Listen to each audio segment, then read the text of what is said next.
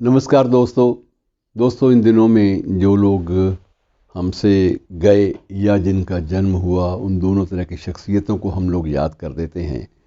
और इन्हीं दिनों में ही गीता बाली का जिक्र भी हमारे सामने आता है। गीता बाली के बारे में सबसे बड़ी विचित्र बात मित्रों ये है कि लगभग 2 दर्जन फिल्में उन पे उसकी छाप और अपने समय की सर्वाधिक लोकप्रिय अभिनेत्री। और दूसरी बात यह है कि अपने समय के जितने भी और बाद में भी जो महानायक बने उन सब के साथ कोई ना कोई फिल्म अभिनीत की। अशोक कुमार साहब थे, राज कपूर थे, शम्मी कपूर तो उनके पति थे, उनसे शादी हुई थी, विवाह हुआ था। विवाह की भी बड़ी दिलचस्प दास्तान है। और इसी तरह से देवानंद थे। तो जितने भी उस समय के लोकप्रिय अभिनेता थे उस सब के साथ गीता बाली ने काम किया था। और गीता बाली का संदर्भ इसलिए भी याद आ जाता है कि हम लोग इन दिनों एक महामारी से गुजर रहे हैं और गीता बाली भी एक महामारी की शिकार हुई थी। चेचक के रोग से इनका जो निधन हुआ था और सिर्फ 35 बरस हमारे बीच में रही।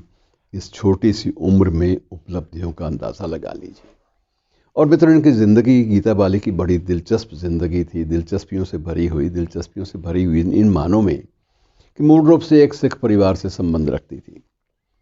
और जो नाम था वो हर कीर्तन कौर था, बचपन का नाम हर कीर्तन कौर। और पिता जो थे वो जन्म हुआ था इनका, गीता बाली का, सरगोधा में, जो आज पाकिस्तान का हिस्सा है।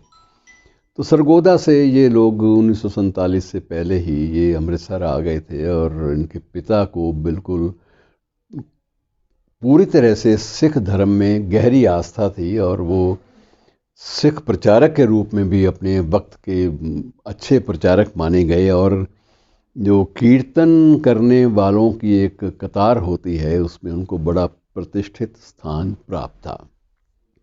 उस माहौल में जन्म हुआ जिस माहौल में सब कुछ धार्मिक और सब कुछ एक धर्म विशेष या संप्रदाय विशेष के प्रति समर्पित था। इसके बावजूद उस माहौल से निकलकर सिने जगत में प्रवेश करना और सिने जगत में अलग अलग भूमिकाएं निभाना और उन भूमिकाओं में अपने लिए एक ख़ास जगह बना लेना कुछ ही वर्षों में, ये बहुत बड़ी बात होती है। 12 वर्ष की उम्र में पहली फिल्म सामने आई थी और उसके बाद सिलसिला टूटा नहीं। तभी तो 35 साल की उम्र में 2 दर्जन फिल्में दे गई। और शम्मी कपूर साहब से कपूर ख़ानदान में शादी हुई थी और पहले एतराज़ भी हुआ। पृथ्वीराज कपूर इस मामले में थोड़े ज़्यादा कट्टरपंथी थे कि वो शादी ब्याह के लिए इस तरह से अनुमति नहीं दी, प्रेम संबंधों को बहुत ज़्यादा अहमियत नहीं दिया करते थे। कई बार तो ये भी जिक्र आता है कि राज कपूर साहब और नरगिस दत्त की और इनकी शादी नहीं हो पाई थी। तो पृथ्वीराज कपूर साहब का एक था कि ये ऐसे नहीं चलती ज़िंदगी को गंभीरता से लेना पड़ता है। और वही शम्मी कपूर के बारे में भी उनको शिकायत थी। लेकिन जब दोनों ने शादी कर ली और कुछ अरसा घर से बाहर रहे तो फिर वो एक बाप का मन है उसमें स्नेह भाव जागा और उन्होंने दोनों को बुला लिया, सिर पे हाथ फेरा और गुरुद्वारे में उनको साथ लेकर गुरुद्वारे में स्वयं गए, वहाँ माथा भी टेका, उनसे भी टिकाया, स्वर्ण मंदिर ले गए। तो ये सारी चीज़ें मित्रों चली। जो उपलब्धि है वो विशेष रूप से इसी बात की कि छोटी उम्र में इतनी ज़्यादा उपलब्धियां अपने नाम पर दर्ज कर लेना, ये एक बहुत बड़ी एक विशेष देन होती है।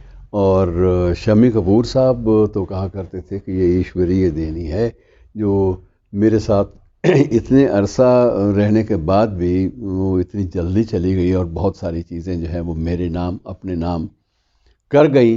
इतिहास में जब भी फिल्मों की सफल अभिनेत्री का, उस काल की सफल अभिनेत्री का जिक्र होता है तो उसमें इसका विशेष रूप से गीता बाली का जिक्र आता है। और जहाँ गीता बाली का जिक्र आता है वहाँ शम्मी कपूर का जिक्र भी स्वाभाविक रूप से आता है। आज मित्रों इतना ही, शुक्रिया।